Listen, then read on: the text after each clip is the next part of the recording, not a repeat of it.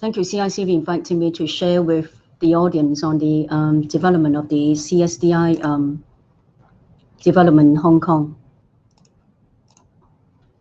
Now, let me firstly explain what common spatial data infrastructure is. When each of these four words is on its own, it is relatively easy to understand. But when they are put together, there is a special meaning. Let me try to explain it in layman terms. Common in here means sharing. Spatial means geographic coordinates, some are in 2 dimensions and some in 3 dimensions with height coordination. Data refers to various types of data sets, such as address, planning data, census data, etc.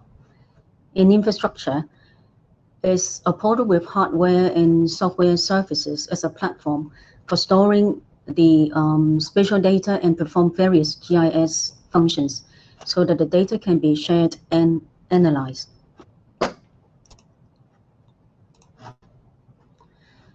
Now, spatial data is the most important component in the CSDI.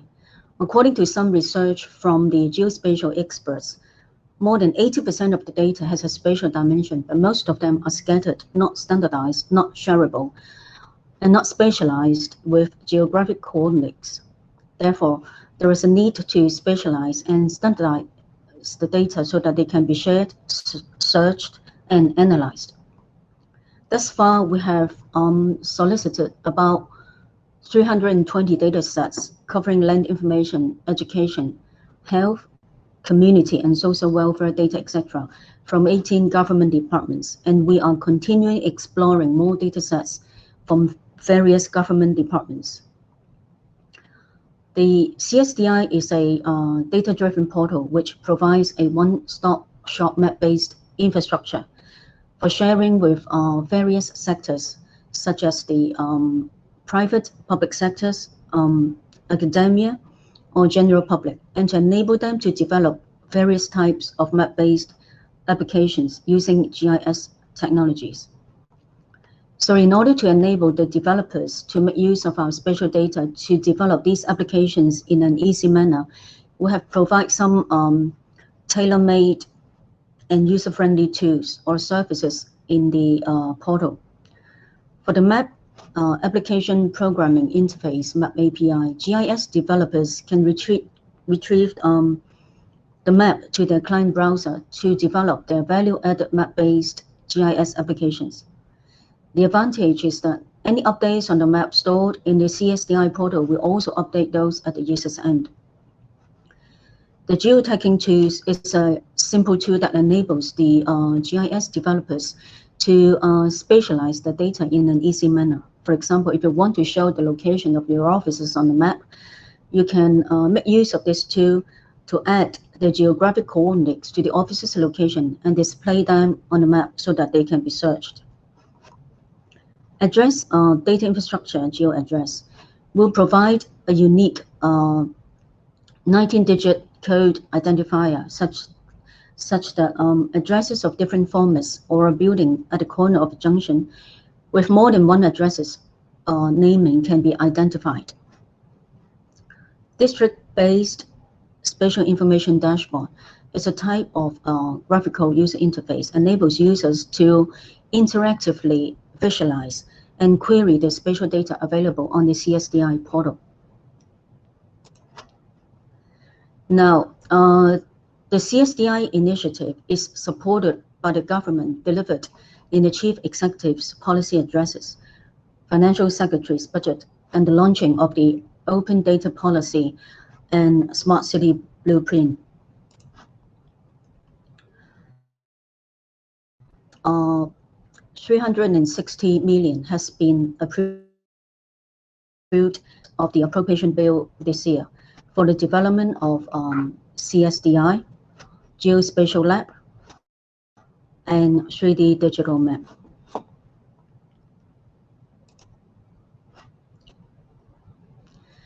Now, we have a geodata store, which is readily available for access by the public. So you may ask, why do we need a CSDI portal? Because we already have a geodata store. Now this store is an alpha version of the portal. And at present, the spatial data released on the geodata store are in machine and an open readable format. Most are in their own standards and do not have APIs. So in order to enable all these data be shareable and usable by others across the board, there is a need to make sure that all the data to be shared on the portal are compliant with the 5 basic CSDI standards, which include the provision of data specifications, metadata, APIs, and of course, the data must be spatialized and in an open and machine-readable format.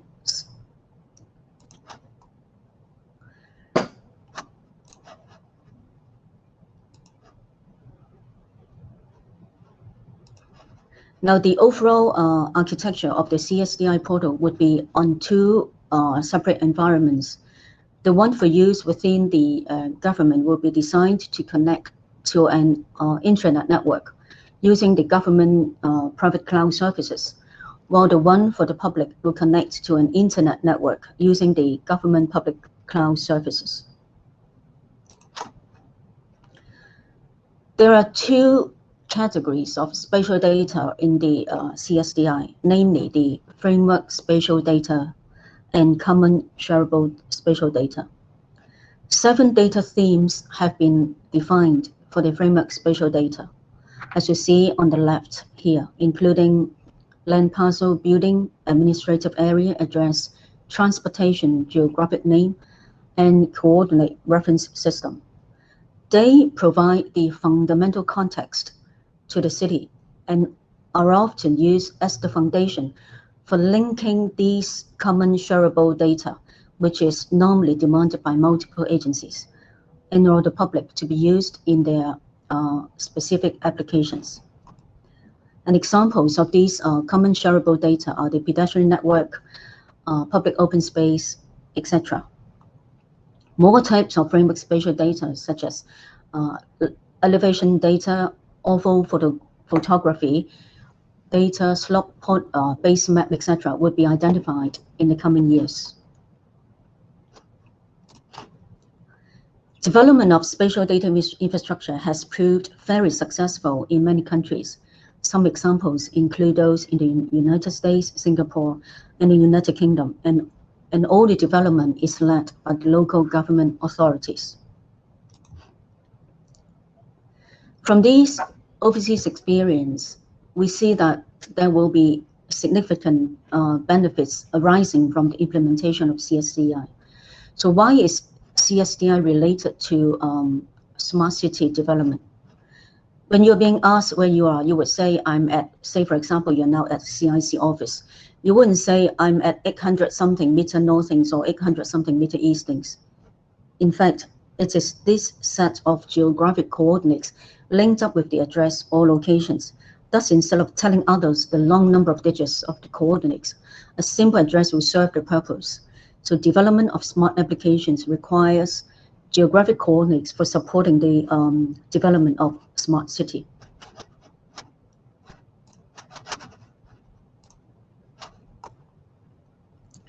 Now, here is the mission and vision of CSDI. And in order to achieve the vision and mission, a mandate has been given by the Steering Committee on Innovation and Technology, chaired by the Chief Executive, for the Development Bureau to set up this leadership and governance structure and to obtain the data from various bureaus and departments. A CSDI Steering Committee has been set up under the Bureau to provide strategic directions for CSDI development, build an active data sharing and collaboration landscape within the government, and oversee the progress of the CSDI development. The Spatial Data Office, staffed by a multidisciplinary team, has been established in the Bureau in May last year. to serve as an executive arm of the steering committee, with the support of the 3 working groups, including the Data and Application, Portal Working Group, Capacity Building and Promotion Working Group. They are mainly responsible for overseeing the building and development of the CSDI portal, identifying and prioritizing spatial data to support the development of the CSDI, and monitoring the execution of the capacity building, outreaching, and partnership initiatives. The Survey and Mapping Office of Lands Department mainly provides technical support to the Spatial Data Office for developing the portal and data standards. A common spatial data advisory committee is to solicit views and ideas from the non-government sector on how best to develop the CSDI that can suit the needs of our society and economy. Now, here is a full picture of the implementation schedule of the CSDI. Earlier on this year, we have launched the interactive map dashboard of COVID-19, which is a successful showcase of a spatial information dashboard. We have trademarked a CSDI logo, as you can see on the left here, and we'll launch a CSDI website pretty soon. And we target to launch the portal with at least 320 data sets for government and public use by the end of 2021 and 2022 respectively. And one of the most important spatial data sets, which is the 3D digital map covering the whole territory, will be launched in phases by end 2023. The successful development of CSDI portal required an early engagement of stakeholders, thus making sure that what we deliver will meet the user's requirements as far as possible. Thus far, we have consulted various advisory boards, including the newly set up Common Spatial Data Advisory Committee, and have received all positive support and advices, which include releasing more government datasets beyond the Development Bureau's family of departments, and private sector data such as real-time bus arrival information and underground utilities on the CSDI portal as soon as possible. And more engagement with stakeholders to better align the CSDI design with public expectation for the development of CSDI. So advices from the floor here will certainly be available for the development of CSDI. Therefore, one of our next steps is to launch a call for CSDI initiatives for the purpose of setting up a wish list of smart applications in the order of priority based on the feedback from various stakeholders, followed by the development of some proof of concept prototype applications to demonstrate the usefulness of spatial data and to identify the types of data that suits the needs of our society. Another major engagement activity is to establish a geospatial lab, hopefully before mid next year. The Geo Lab will be set up by the Development Bureau and run by an operator from a non-governmental organization. Our goal is to nurture a geospatial community or ecosystem so as to encourage the younger generation and startups to harness the use of spatial data to improve daily convenience and promote business opportunities. They will have collaboration with the geospatial technology partners, professional bodies, academia, and entrepreneurs in providing trainings, workshops, and seminars so as to support the promotion of use of spatial data to the wider community. We will also organize various education programs such as arranging talks and or workshops for schools and institutes aiming to promote the use of spatial data as part of the STEM education advocated by the government. Some very successful examples of similar GeoLab are the GeoVision Hub in the United Kingdom and the GeoWorks in Singapore. Public relations plan is something that can't be missed to promote the CSDI initiatives through awards, events, and products launch, etc. Now, let me share with you some potential CSDI applications from the land development and construction perspective. So during the territorial development strategy stage, we can tap on the up-to-date demographic and geospatial data to projected land requirement in future and review spatial planning periodically. During the preliminary feasibility study, we can identify heritage sites within the project so as to safeguard the heritage features. We can find the land records and property-related information more easily and conveniently. During planning and engineering study, we can do prediction of the project area affected by flooding. To carry out urban design study and visual impact assessment to facilitate public engagement. Carry out ventilation and noise assessment for better decision making. Create 3D animation of land sale sites and the surrounding for assisting land valuation and real estate management. During design and construction, make use of transport and traffic data to perform construction fleet management. In order to better serve the community, the government was looking for the best approach for its effective dissemination of information related to the latest situation of the COVID-19 infection in Hong Kong. As many of the information related to the COVID-19 are spatial data, the best way to disseminate the spatial information is to make use of a map. With the interactive map dashboard, it can convey spatial information by presenting location-based analytics using intuitive and interactive map data visualizations on screen, which enables the public to obtain geographic location information in a user-friendly manner. And with the aim to provide up-to-date local COVID-19 geospatial and epidemiological information and other information of public concern, data contributed by different departments and parties, including the Center of Health Protection, Hospital Authority, University of Hong Kong, etc., were incorporated into the dashboard with the Office of the Government Information Office provided open data support through the open data portal. As of today, 3 major enhancements of the dashboard were developed since its first launch in February. Different information and functions were provided in different versions of the dashboard to address the public concern and interest of the current situation.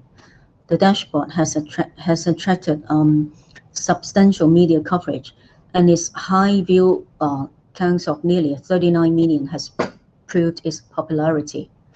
And all the data collected can be migrated to the CSDI portal in future.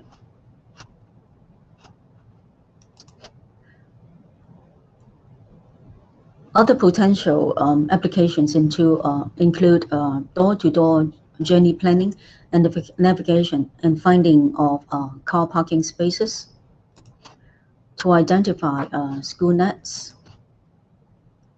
optimizing food bank services so that the food is delivered to those who need it most.